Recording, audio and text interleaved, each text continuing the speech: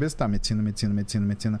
Não consigo. Não tem. Se você perguntar para mim, se você perguntar para mim, ó, você quer carne moída com arroz ou feijão com bife, eu não consigo decidir. Naquela hora minha cabeça ela tá medicina, medicina, medicina, medicina, medicina, medicina. Me pergunta de betalanina, creatina, resolvo, mas não me pergunta fora disso. A Roberta ela consegue olhar, já entender, ó, ele quer isso, faz isso, é tanto. Em 30 segundos ela resolve. Eu não tenho essa habilidade. Eu admiro muito isso nela, porque ela consegue fazer com um pragmatismo, com uma... e não é frieza, mas ela consegue entender... É praticidade, eu acho, mas é... Né, que foi o que eu entendi com a Roberta. Até a forma que ela olha para as pessoas, que é uma diferença entre valor e significado. Então, o que é uma das coisas mais importantes que eu aprendi com o trabalho para lidar com as pessoas? Né? Ela sabe muito bem para quem ela significa alguma coisa. E ela sabe muito bem para quem ela só tem um valor. Com as pessoas que tratam ela como valor, ela trata também como valor. E ela não se sente ofendida por conta disso. A diferença entre significar alguma coisa e o valor... Quando você não serve para nada mais na vida de alguém, você só tem significado, não é verdade?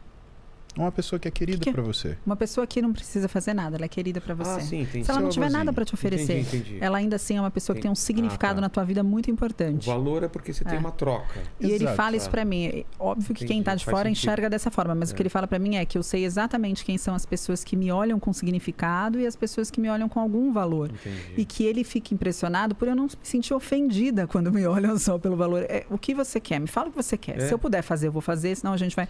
E ela consegue tratar separado. As pessoas que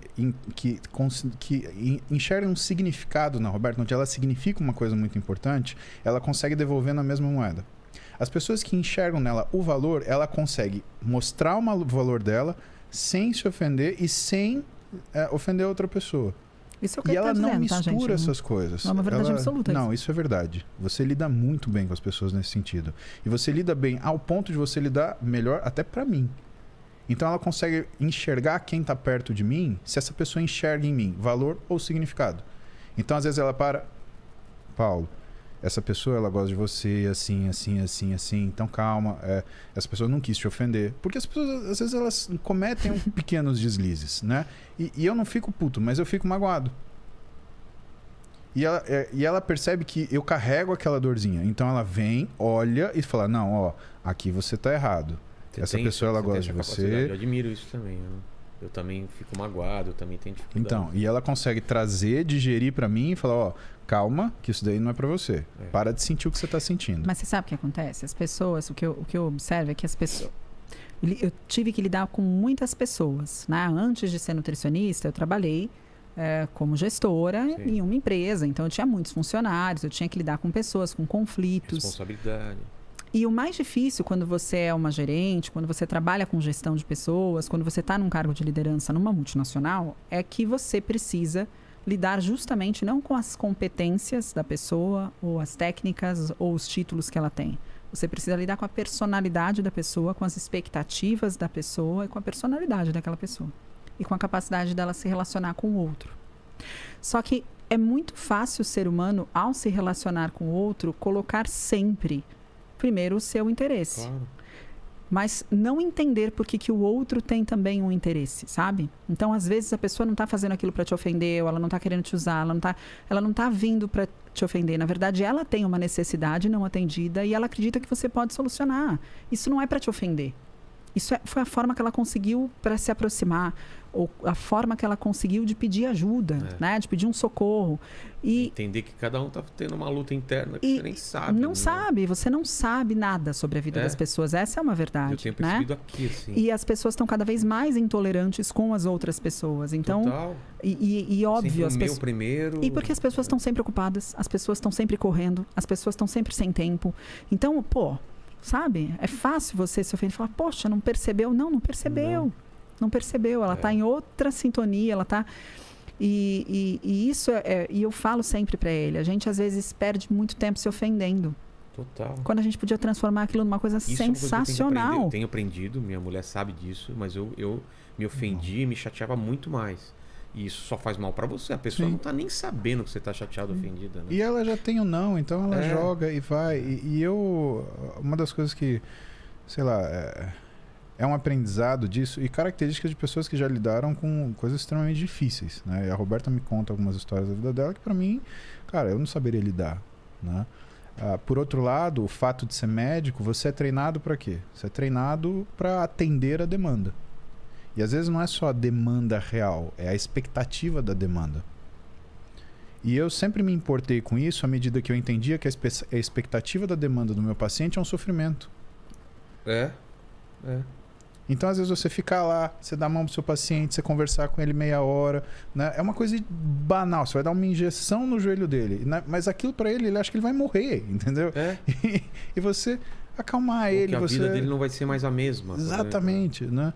E de repente, a Roberta, ela me traz uma clareza onde eu dizia assim, para todo mundo, para quem eu tinha significado e para quem eu só tinha valor. E o que eu comecei a entender? Eu comecei a não me chatear em falar não para as pessoas que eu simplesmente sou um número. E comecei a me preocupar em atender as pessoas para que eu tinha significado. Por quê? Porque quando você põe amor nas coisas que você faz, você espera ele de volta para você. Só que quem só te dá valor, Vilela, não devolve isso para você. Leva o seu. E não é só sobre trabalho, eu acho, sabe? Eu falo, às vezes você fala os sims que você precisa, que você acha que você precisa falar, porque ele também tem uma dificuldade de achar que você está ofendendo ao dizer não, né? E não é uma frase super completa. As pessoas deveriam normalizar você dizer quer ir, não. Por que a gente tem que falar não? Porque e você tem que pensar numa desculpa ou mandar uma mentira, né? E o que eu percebi é que o Paulo passava pouco tempo com o pai dele, que ele ama. O Paulo passava pouco tempo com a mãe dele morava em Marília. A gente estava aqui, era impossível para o Paulo viajar para Marília. Eu falei, poxa, quanto tempo mais? Eu faço essa conta. E eu dou uma aula de gestão na pós-graduação que eu falo, façam uma conta muito simples. Quando a gente fala de gestão de tempo, gestão de agenda, faça uma conta muito simples. Quantos anos tem a sua mãe? Vamos considerar a longevidade. Quantos anos mais viveria a sua mãe? Quantos dias do mês você fica com a sua mãe? Por quanto tempo? A maior parte das respostas são: eu almoço com a minha mãe uma vez por mês e eu fico 3, 4 horas com ela. Eu falo, seria 4 dias por mês. 4 dias inteiros. Você passa 4 dias inteiros com ela, agora, 24 horas com ela. Agora, porque eles estão com o apartamento Santos, a gente vai lá e a família a gente e fica 4 dias. Não, você passava meses, às vezes, sem eu ver. E a maioria das pessoas vive dessa forma, né? E eu fico pensando, a minha mãe é a mulher que eu mais amo nessa vida. E eu vou falando sim para um monte de gente que eu não amo tanto como a minha mãe. E eu não posso almoçar com ela. Eu não posso almoçar com a minha mãe uma vez por semana. Se a minha mãe viver mais 40 anos e eu tiver 1 hora de almoço com ela uma vez por semana, eu vou viver o quê? Mais 24 dias com a minha mãe? Se eu contar 24 horas? Percebe? E eu comecei a fazer essas contas para ele, falar, a gente precisa trazer sua mãe para perto, sua mãe precisa morar... Sabe quando você desce do consultório, sobe outro elevador e tá com a sua mãe? Tem que ser assim, porque assim você vai ver sua mãe a hora que você quiser. A gente precisa conseguir estar mais com as crianças, porque a gente precisa criar memórias para as crianças. Não, meu pai e minha mãe trabalhavam muito, eles eram muito trabalhadores bem-sucedidos. E o que mais que a gente pôde deixar ali, sabe? E eu vi que a gente, por amar o que faz, e por aquilo, a gente, sim, tá bom, sim.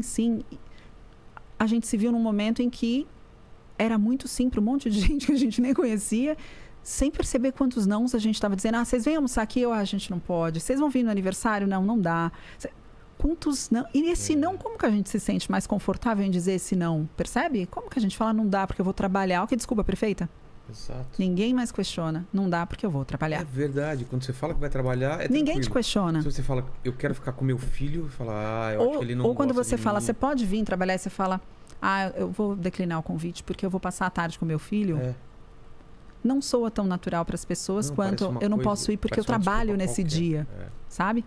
E aí eu comecei a falar para ele, eu falei, a gente trabalhou com uma intensidade muito grande desde muito cedo, né? Eu trabalho desde os meus 14 anos. E eu falo para ele, eu falei, eu comecei a trabalhar com meus 14 anos e trabalhar na intensidade que eu trabalhei porque eu não queria conhecer Veneza com 82 anos dormindo na gôndola, entendeu? Eu queria estar acordadona, curtindo. Legal, você entende? Eu queria estar acordadona, curtindo a minha vida.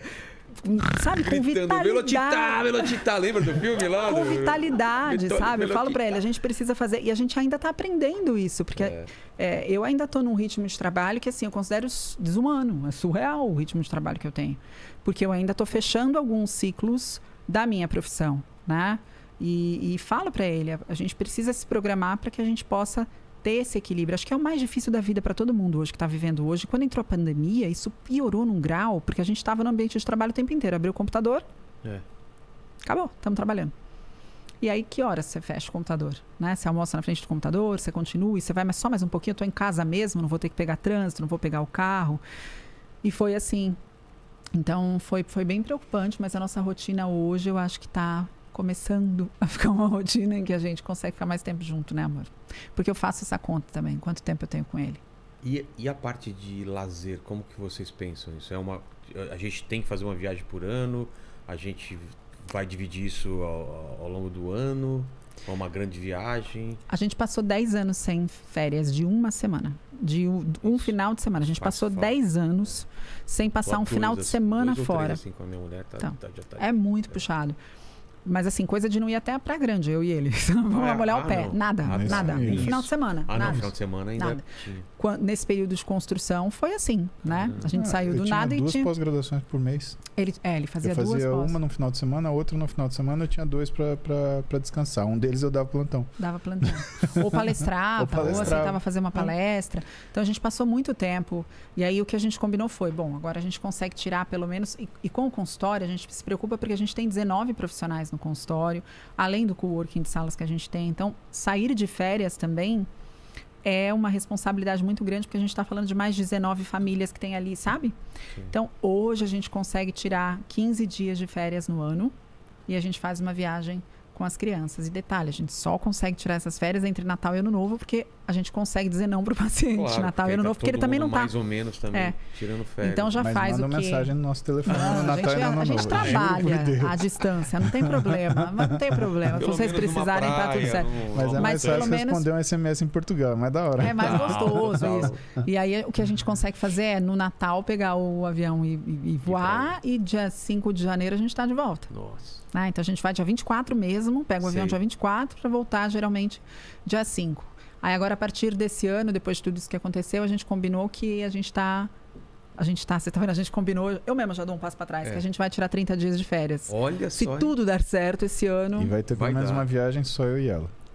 Isso aí tá colocando agora aqui no podcast ao vivo para não ter como negar. Coisa que a gente mas A gente teve alguns episódios que trabalhando. Eu falava pra ela, mas era só nós dois. Era bem legal. A gente ia trabalho para Vegas. Mas mesmo? Bem legal. Pro Mr. Quem Olympia. trabalha em Las Vegas?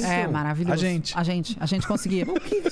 O Mr. Olympia, ele ia acompanhar a atleta, ele ia... Então, mas... Aí tinha que estar na feira, aí tinha que estar, então... E não tinha tempo livre? Eu não conheço a piscina do hotel. Eu ficava num hotel. Não nem no cassino, vocês não foram lá ver? Nada. Não, a gente só cruzava o cassino. A gente passava pelo cassino e falava, que maquininha legal.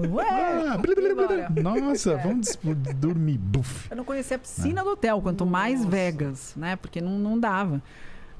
Mas agora a gente vai fazer tudo isso. Vamos voltar pra Vegas? Vamos. É isso que eu falo? Já tem destino ou não? Eu tô com várias coisas na cabeça também com a Mari. A gente tá esse ano a gente, por exemplo, né? Olha isso. A gente fala, mas a Clarinha não conhece, por exemplo, a Disney. Nunca foi. Ah, é? Não deu tempo, coitada, né?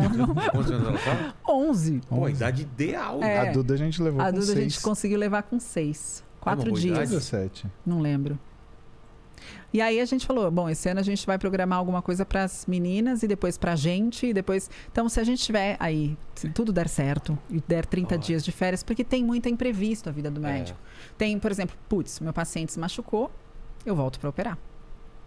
Ele é cirurgião. Exato. Então tem essas questões. E eu entendo isso. Então eu sempre falo, se tudo der certo, pelo menos a gente se programou para fazer dessa forma. No dia seguinte que eu cheguei, que a gente chegou de viagem, de férias, eu operei o Júlio. É verdade. Foi verdade. O Sardinha também contou o episódio dele com a televisão aqui também, né? Pois é, aí eu vi pra ele e falei, venha, a gente faz aqui. Não, mas o cara falou que não lesionou. Sardinha, lesionou, vem. Né? Porque ele é um cara, né, de 50 anos de idade e que sempre conseguiu manter um físico num nível excelente. E ele ia sentir falta disso, porque uma lesão de bíceps é uma lesão que é funcional e estética, né? Você muda o formato do braço. E ele com certeza ia, né, sentir essa diferença mais cedo ou mais tarde. E eu sabia disso. E o melhor conselho que eu podia dar é falar: Fernando, volta. E a gente resolve aqui. E resolveu, ficou excelente, fizemos a cirurgia em tempo, o bíceps dele voltou sem enxerto, deu tudo certo, graças a Deus, tudo maravilhoso. Caramba. Ô Lene, o que o pessoal tá falando aí no chat? Ó, tem bastante comentário aqui, deixa eu separar um aqui, ó. Ó, tem o Daniel Neves, tá mandando um abraço desde Atlanta. Olha que legal. Atlanta? Não sei se é algum conhecido. Ah, tá. E é unânime aqui. Várias pessoas pediram pra Roberta contar como foi buscar o Paulo no aeroporto depois do Sul-Americano de Nossa, cara. Isso é culpa sua, Vilela. Quero deixar isso Eu claro. sou culpado, realmente. Eu amo meus banhentos. I love you. É culpa dele. Bastante gente aí. Bastante. Teve umas 10 assim, fora os superchats que mandaram aqui. Eu juntei todos. Não tenho nada a ver com isso. Eu também não. É sério isso? Me vou embora agora. Bom, nessa época que ele trabalhava muito, vou contar só pro Lene. Fingir que eu tô sozinha com o Lene aqui. Você e o Lene. Olha. Nessa época que ele trabalhava muito, sabe, Lene? Não, na época ele tava na residência ainda. Você tava finalizando? Não, tinha acabado a Tinha residência. terminado a residência. Tinha terminado uma das residências. Aí eu fui ser médico da Seleção Brasileira de Rugby. De rugby, é. E aí ele ficou acho que 12 dias, Ah, pareceu a eternidade longe de você. É, ficou um tempão fora. E a gente ficou, e assim, era tão difícil já a gente se ver, a gente tinha pouquíssimo tempo para se ver na época da residência, que ele ainda foi viajar. Eu falei, bom, agora piorou, né? Ele vai ficar 15 dias fora, depois ele vai compensar o tempo que ele ficou fora aqui trabalhando. A gente usava Skype à noite para ficar conversando e tal. E aí ele falou, você me buscaria no aeroporto? E na época eu estava trabalhando em empresa, então eu falei, ó, que hora você está chegando no aeroporto? Porque eu vou ter que sair direto da empresa e tal, eu dou um jeito para ir te buscar. Aí ele falou, não, eu te espero no aeroporto. Eu falei, então eu vejo se eu consigo chegar. Eu cheguei antes, consegui dar um jeito na minha agenda, cheguei antes para ele sair e me ver. A gente se viu, saudades e tal, fomos pro carro, tô voltando para casa. Vou pular várias partes dessa história que eu me recuso. Voltando para casa, eu me distraí, foi isso que aconteceu. E me distraindo, eu passei numa valetinha e estourou meu pneu. Foi isso que aconteceu. Quando estourou meu pneu, e assim, o Paulo, ele não era um bom motorista, ele não tinha carro, na época ele andava de motoca. Eu falei, cara, o cara nunca trocou um pneu de carro, né? Eu falei, estourou meu pneu. Melhor eu tentar chamar a galera do SOS aqui pneu, vou dar um jeito pra resolver e tal. Ele olhou pra mim, desceu do carro, e a gente tava nesse momento, era um momento assim de... A gente estava definindo que a gente ia casar em Vegas, inclusive. É mesmo? A gente casou em Vegas. A gente casou em Vegas Nesse primeiro. ano a gente falou, bom, a gente tem que ir para Vegas trabalhar. Mais baratinho. $70 e você tá casado. Exatamente. Maravilhoso, foi assim que você a gente só casou. tem que provar que você não tá bêbado nem drogado. Quando a gente fez as contas, verdade, quanto velho. era um casamento na época, né? Ele saindo de uma residência. Eu falei, vamos fazer o seguinte, Dá pra 70 pagar conto em isso, Vegas não, é coração. bem Contrataram tranquilo. um Elvis ou não? Não, a gente teve um padre. A gente Teve um padre, teve um pastor, um padre. Foi legal. Bom, foi muito divertido. O Rodolfo Pérez foi meu padrinho. Carol Saraiva, de shortinho, saindo da feira, foi minha madrinha. Eduardo Corrêa também. Eduardo Corrêa. Foi Ai, assim. Gente. E aí, Carlão me levou pro altar. Carlão. Não, cara, um amigaço. Um super amigo. Nossa. Que foi dono. Ele era pioneiro em A gente tem uma relação muito Indústria próxima, assim, disso, quase né? de pai pra filho, assim, de é. verdade. O Carlão eu gosto como eu gosto de um pai. Bom, né? Carlão me levou pro altar. E aí ele levou a Beto pro altar. Mas enfim. E o presidente da tava... FBB casou a gente na época. Exatamente. E aí a gente estava programando tudo isso, então a gente estava super feliz e tal. E ele estava super na vibe de me impressionar, porque tinha passado 15 dias fora. Ele falou, Olha o golpe. ele olhou pra mim e fez, não. Chamou a responsabilidade? Romário Deixa eu na trocar Copa esse do pneu. Mundo. Deixa comigo. Eu troco esse pneu. Mas o Paulo, ele é uma pessoa que vocês acham que ele faz as coisas sem pensar. O Paulo, ele calcula